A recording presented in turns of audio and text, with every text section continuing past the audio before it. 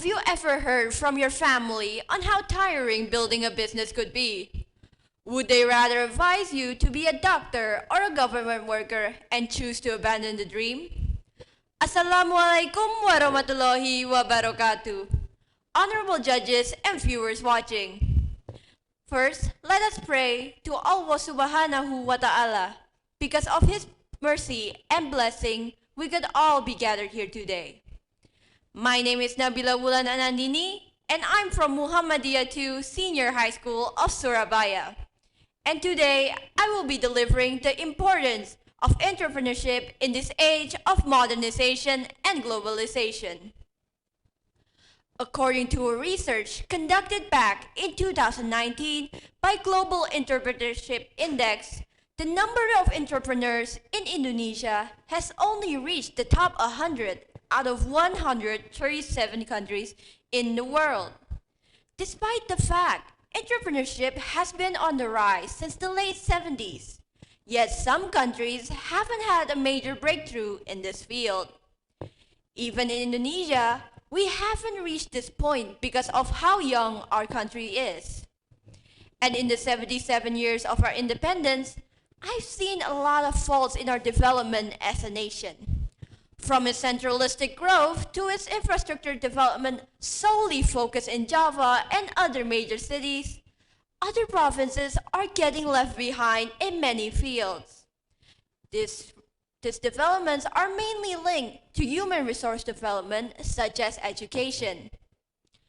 And with the lack of education and facility leading to the 20th century, the number of entrepreneurs in Indonesia has only reached a mere 3.47%, making it insignificant towards the data GEI has gathered on neighboring countries.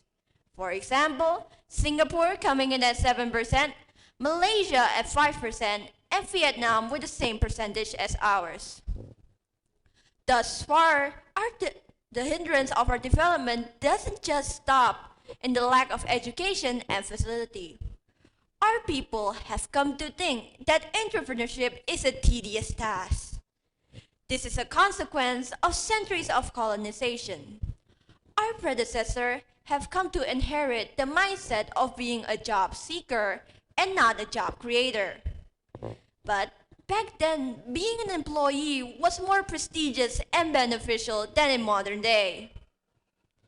As whether you think being a job seeker is more beneficial than a job creator, we cannot deny that in the near future, competitions are rapidly increasing, and our stable employment can be greatly expected, as there is a higher risk of a job termination. And as of nowadays, jobs aren't just some things you can pick and choose to your liking. Jobs are things that you will compete against with numerous people around the world. On top of that, our competitions aren't just limited to humans anymore. Robots, machines, high-tech gear are slowly replacing us in everyday life. As such, the stakes are rising, and we wouldn't know how to face it. This is why entrepreneurship gives us an opportunity to resolve this issue. According to the Director of Manpower and Employment Opportunity Expansion of the Ministry of Indonesia, there was an estimation of 2.9 million new job fields being opened by 2021. This contribution has led to a 0.43% drop by February 2022. It may seem small, but it does give a significant impact to the number of unemployment. And as more job fields are being opened, countless of people who were affected by the imbalance of work fields and population growth could finally be recognized. This is all thanks to the help of entrepreneurs. And as more job fields are being opened, more people are here to work and help us. These factors have led to a 5.1% increase in Indonesia's economic growth by the first 3 months of 2022. Entrepreneurship could face many problems that don't just stop in Indonesia. Entrepreneurship could also aid in many countries across the world especially developing countries, to battle poverty, unemployment, and recently the economic recession that has been caused by the pandemic. However, entrepreneurship isn't something you could do on a whim. It takes many tries until you can reach great success. You can see from many successful entrepreneurs, they all started out small. Like Steve Jobs, the creator of Apple, and Jeff Bezos, the founder of Amazon. All of them started in a small garage. Even in my own experience, my father also started out in a small storage space beside our house as well. Everyone has their humble beginning. Therefore, as the next generation of Muhammadiyah who will be leading us to the future, we must prepare ourselves with knowledge about this field. It may not be a common subject in class, so go outside and take a look at it in a book or the internet. Go to a market and see how people take chances and risks to open their business.